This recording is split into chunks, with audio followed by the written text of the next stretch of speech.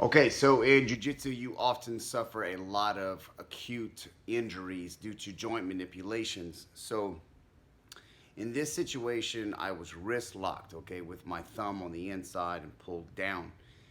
Even though I don't really feel any trauma in my wrist, my thumb often takes most of the trauma due to it being tucked in like this.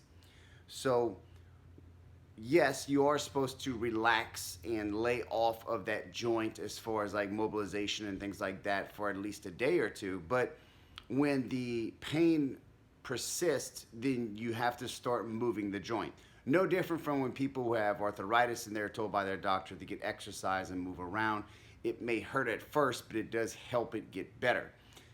Your body will begin to hurt because there's been trauma to the site itself, and it's just going to swell inside the joint capsule to protect itself. But what we need to do though is let the body know basically it's okay, all right? And we need to get it moving again, okay? Sometimes they also may have malformations and have knots inside the tissue, all right? So we'll get to that afterwards. So in my case, the thumb being inside was where most of the pressure is at. All right, so I need to make sure I do my mobilization on the outside. Simply moving my thumb like this over and over throughout the day helped, but it's not making it better. So what I'm gonna do now is I'm doing an active range of motion stretch. So I'm gonna take my hand, I'm gonna pull my thumb down. I'm gonna not bend the joint here, okay? I'm gonna keep the joint separate. I'm gonna work on this joint. So I'm gonna go down, I'm gonna hold my thumb down, and I'm gonna actively try to pull my thumb up, okay?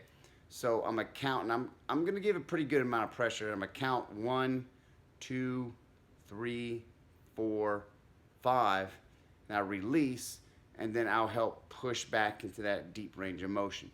You could also put it down on a table and work it in a clockwise motion, moving that joint around in a circular motion also. Okay, so just doing this 2 or 3 times, once or twice a day, you'll be amazed on how all of a sudden the pain inside the joint itself would then dissipate and eventually just go away. Now, if it's helping but you're still having some issues, you can rub into the meat, okay, and find sometimes a very tender spot, and that would be a trauma where the one of the parts of the muscles have maybe tightened up a little bit. And so what happens is, when that happens, it doesn't allow any more water to get inside. It becomes dehydrated a little bit. So you're gonna go in there, whatever it is, and rub it out, just like a massage, okay? So those are 2 ways to help get that pain out of your thumb or even your wrist from joint manipulations and attacks that we often suffer in grappling. So I hope that helps you out.